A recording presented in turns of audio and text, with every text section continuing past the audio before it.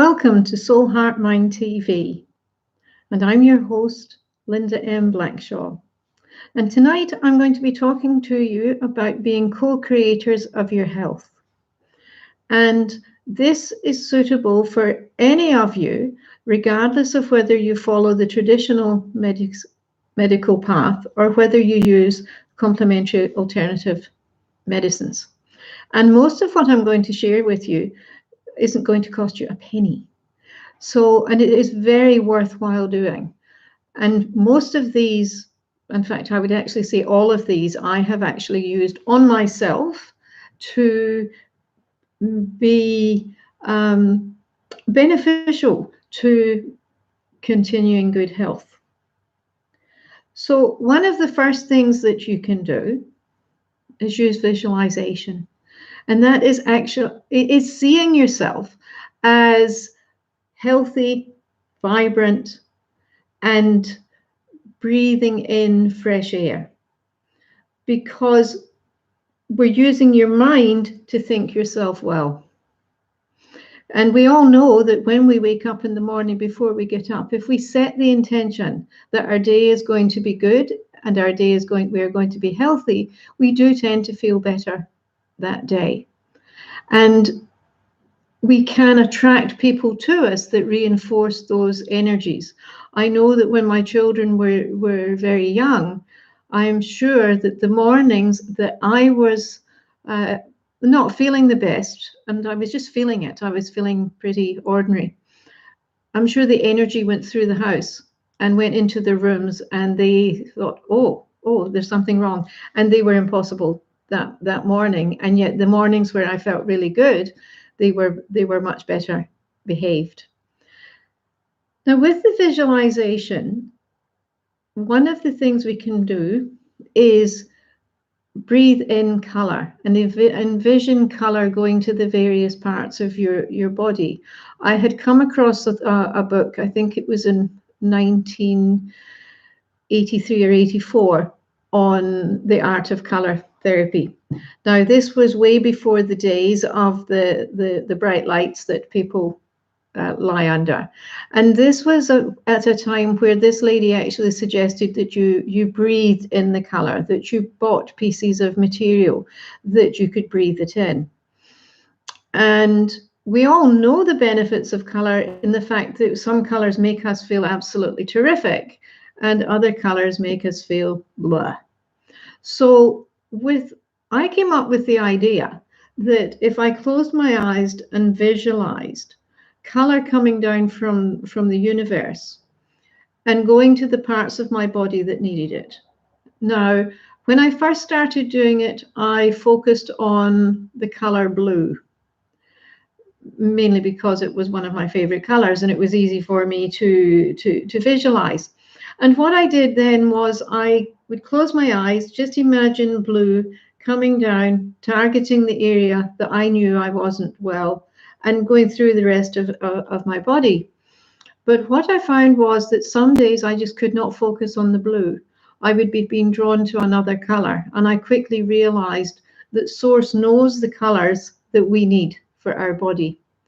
And I would then focus on that. Sometimes I needed more than one color. So sometimes there would be a rainbow, and I just imagined the rainbow of color like a waterfall coming down, going through the top of my head, going down through my body, down to my feet. And that was very good. Quite often I would fall asleep under the colored waterfall. Now, on the same token, you could, if you have your favorite animal, you can imagine your favorite animal coming and bringing you healing. I do have a story about that, and I have a spirit wolf who has followed me all my life, and I didn't realize that was what was following me until I realized it was beside me. And I had asked the wolf to bring me healing. I was in hospital. Nobody knew whether it was a blood clot, what it was, a virus or whatever. All I knew was I felt dreadful. And I invited my wolf to bring me healing. I said the grandfathers, the grandmothers, the ancestors, anyone you can possibly think of. And lying in that hospital room, I saw all these beautiful heads looking down on me, most beautiful faces, the most beautiful energy. And I got surrounded in a blue bubble. And I can't even define the blue for you because it was just so perfect, so beautiful. And then I fell asleep. I fell asleep in the bubble, and I felt a little bit better in the next morning. And I didn't really think much more about it until the lady in the bed opposite me said, "What were the doctors doing to you?" And I said, well, I don't know what you mean. Why? And she said, "I looked over, you looked beautiful, and you were covered in blue."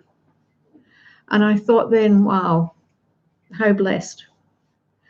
And again, those were all three. Those are things that any one of you out there can access and try. Going out in nature, going and sitting up against the tree or hugging a tree, meditation. And YouTube is wonderful for meditation. I think there's a meditation probably for every single disease that there is known to man, and some other things that I haven't even thought of that are very good for helping you process. I think for many of us, guided meditations are slightly better because it keeps us on track. Now, part of the meditation, and I did touch on it, is that you're choosing to be well. You're choosing to be better. And you set that intention. So you set that intention at the start of the day before you do your meditation, while you're exercising. So you walk along going, I am vibrant and healthy. My body is perfect in every way. My body is vibrant. I am vibrant. So you use those things. The more you repeat those things, the more your body's going to hear them, and the more your body's going to get into line with it. Now, I'm actually a Reiki master teacher, and when I was attuned to Reiki 1, you can use that on yourself and your family. Now, there is a cost involved in becoming attuned to Reiki or any of the other modalities. However, I do believe that every single one of us can actually access healing energy. It may not be as strong as a practitioner, but you can still use it. And I have a genetic liver condition, and when I was diagnosed, I freaked for about 2 weeks because the specialist said that I might need a liver transplant. And I didn't hear the might. Like many of you, I just went into panic. And that lasted for about 2 weeks. I thought, stop. He said might. So I had a word with my liver, and I have been giving my liver energy on and off for the last, I think it's probably 13, 14 years. And my liver is still in, along with the medication that I take, my liver isn't giving me any problems whatsoever. So that can work too.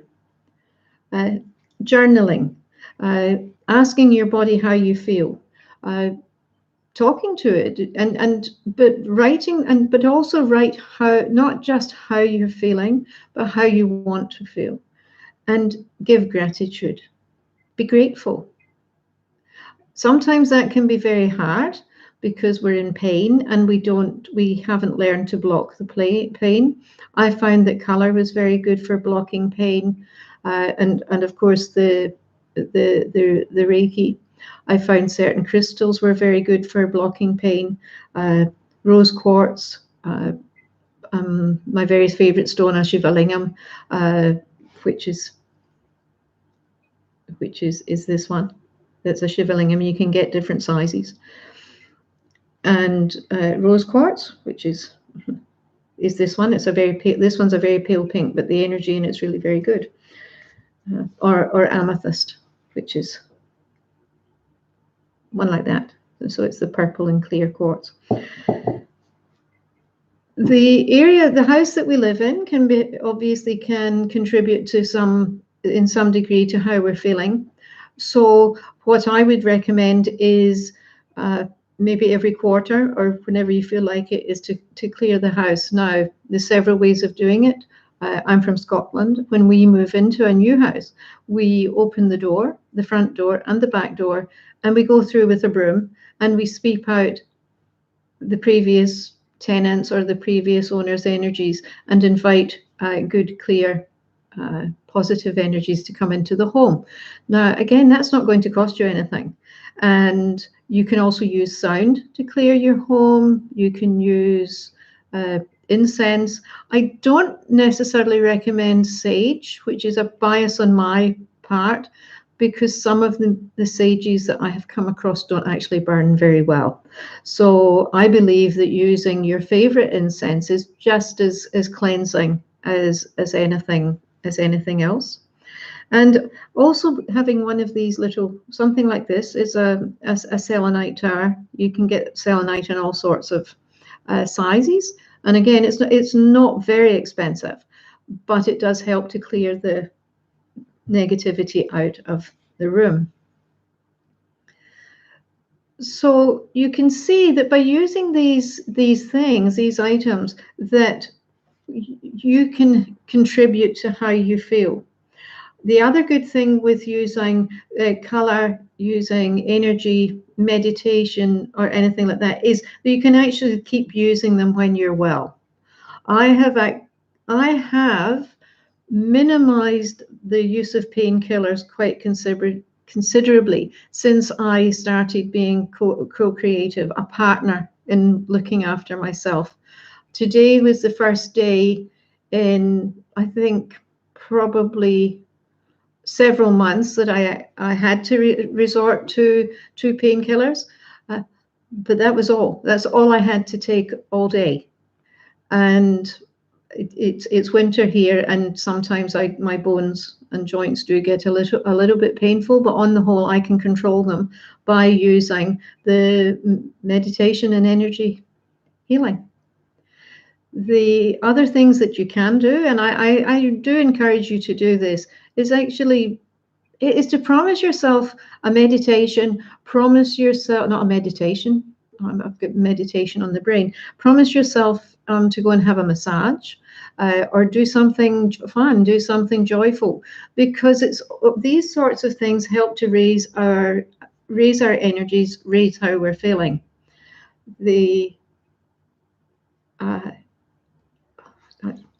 I had made a note. Oh yes, I've already said that.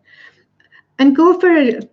Sometimes it is not enough for us to do these things ourselves. So booking an appointment with your chosen practitioner, whether it's Reiki, kinesiology, pranic healing, Bowen, and I'm not meaning to leave any out, but it can be very beneficial to you to go to the practitioner, because they can, and I certainly can speak on my own behalf, is that when someone comes to see me, I kick in their own energy healing so that their energy healing continues after they walk out the door. And I'm quite sure that the other modalities have the same instructions incorporated into them. I did also suggest that you go out in nature. Have a picnic. I mean, that doesn't cost you anything, because you had to eat when you were home. I like to go down, and I won't be doing it for a while because it's winter, but down the bottom of the street, it's about a 30 or 40-minute walk. I can go and sit and watch the river. And in that instance, I can take my sandwiches and buy a cup of tea, because there's a gentleman with a cart that has tea, coffee, and pizzas. So, but I could even take if I was driving, which I don't. My friend and I used to meet in the city, and we would take sandwiches, and we would even bring a flask and sit and either go to a little park or go and sit over the river and just sit and talk and talk. And I think being out in the fresh air and just being in good company does lift the spirits. The more we lift our spirits, the healthier we can stay. Now, pain can be very difficult to block out. It takes practice. So with that, I would suggest the color healing. I would suggest a meditation that targets you blocking out the pain. And when you can't sleep, because poor sleep does dictate how we're feeling, is to come up with different ways of doing it. Some people say get up, make yourself a cup of tea, get up, sit and read for a little while or go back. And this wonderful medium that I'm using at the moment, YouTube, has numerous meditations for helping you to fall asleep and stay asleep. And the key is to find something that suits you. With meditations, you have to be compatible with the person that's telling, that's doing the meditation. And because if they're irritating, you won't listen. For years and years, I would get different meditations, and I'm sure the meditations themselves were very good, but I wasn't connecting with the person that was reading them. A word of note here, in some meditations, you fall asleep. And there was one, I think it was Creative Meditation by Shakti Gawain. It was I'm going to date myself here because it was a cassette. And I don't know that we can actually use them very much anymore. But every time I put it on, I would get into my sacred space and I would never hear the rest of the cassette. I would fall asleep, as would my husband. And what that meant was that my conscious didn't hear the rest of the tape, but my subconscious did. And that is something else I would recommend every single one of you that are listening, is to create a sacred space yourself. Now, you can create one just by going back to a favorite place from your childhood. Or if you really like the beach, create your perfect beach. For me, my sacred space is I walk through a wood and I come to a glade where there's a beautiful waterfall. And for me, that's where I would go. You can visualize whether it's a day bed or a chair or a picnic or whatever you want or whatever you need to have in your sacred space. And you can go there for the healing. You can go there to use it for the visualization, the color, the animals. You can invite your guides in to talk to you. And if you're inviting your guides in to talk to you, to ask for hints on how to help with your health, is to remember to leave a space for them, because sometimes our guides talk to us in symbols. And the next couple of days after your sacred space meditation, you might see, in Australia, we might see willy wagtails, which are tiny birds with white tails, and they always make me smile when I see them.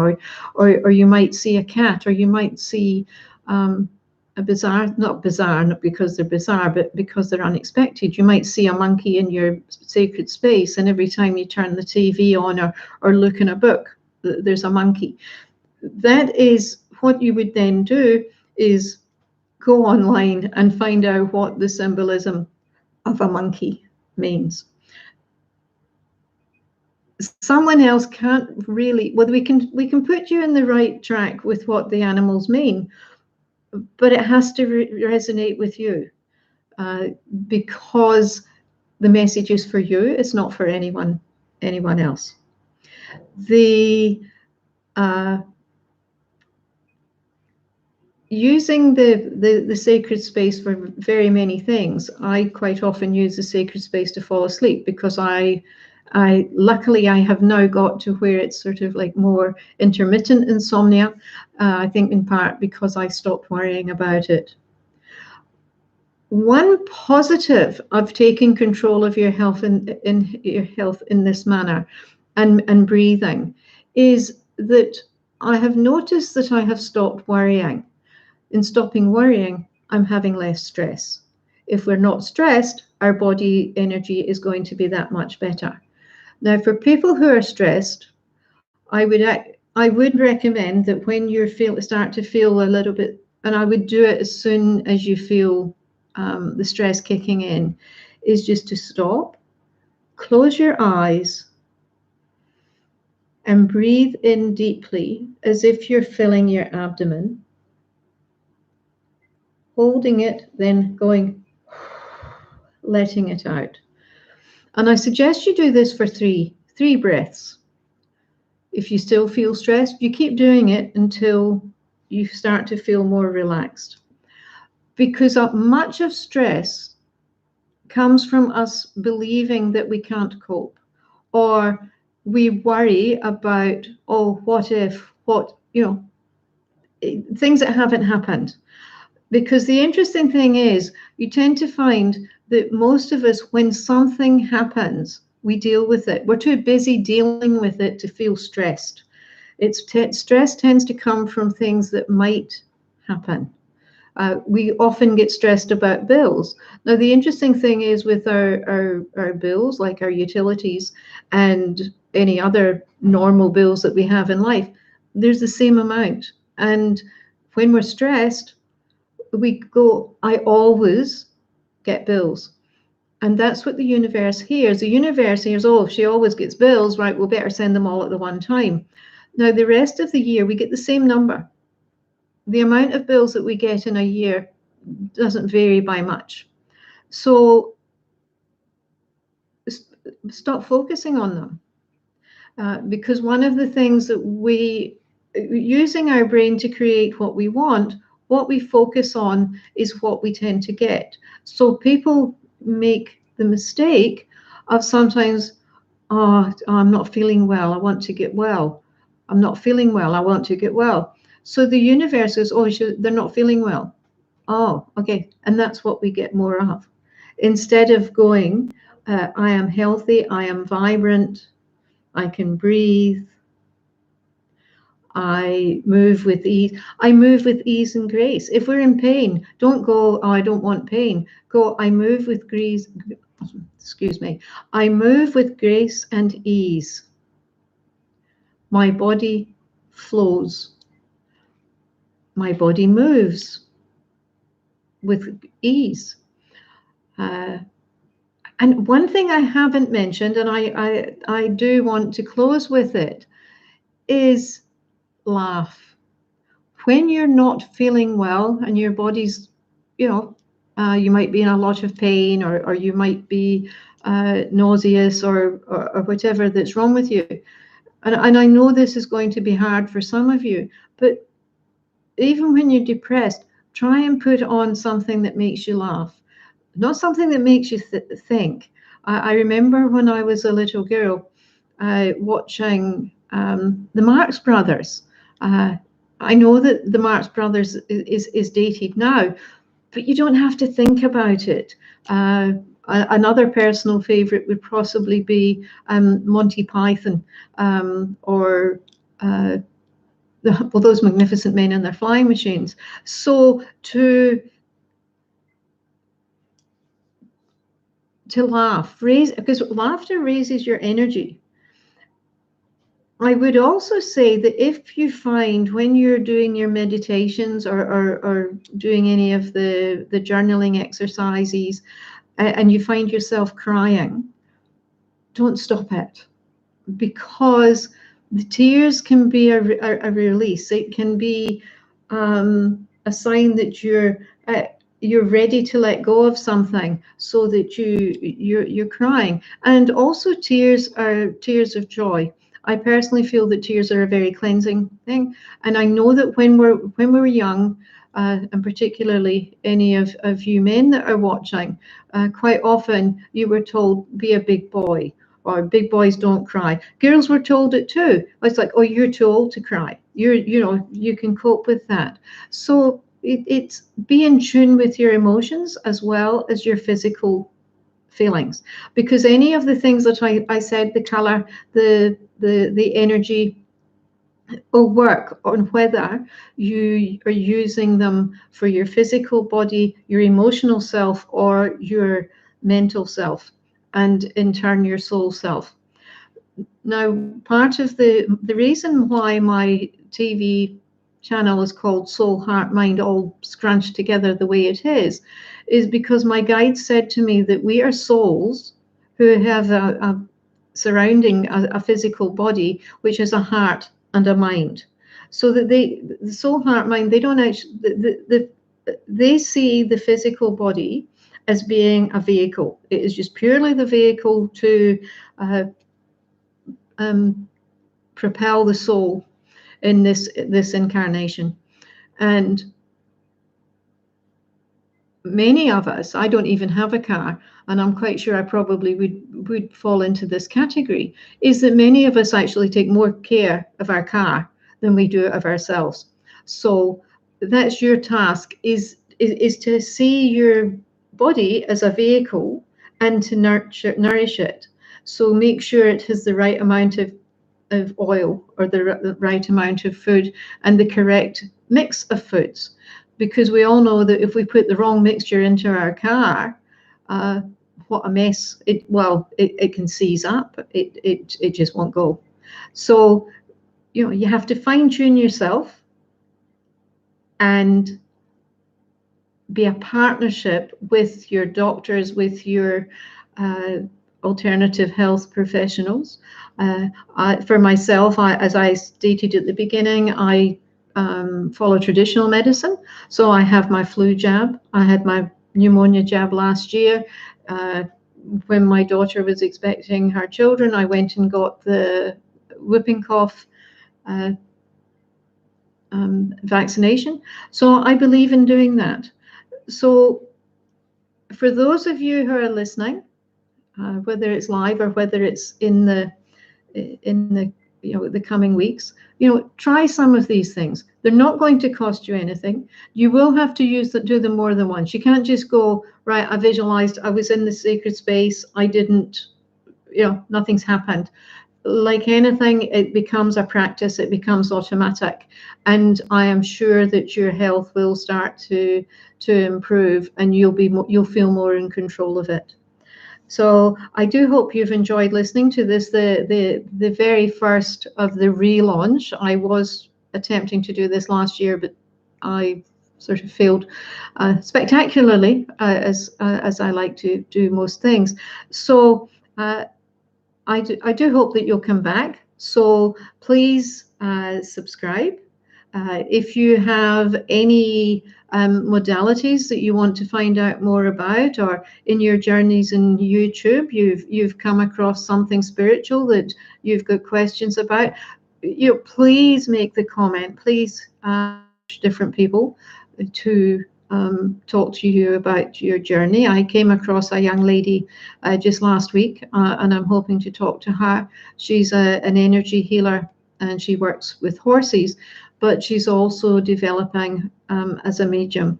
And I think it would be quite interesting to find out what her journey is, how she's learning, and how she feels about it. And so I look forward to seeing you next week. And as I say, I do hope that you've enjoyed yourselves, and that you will subscribe to Soul, Heart, Mind TV, and you will join me again next week. Good night.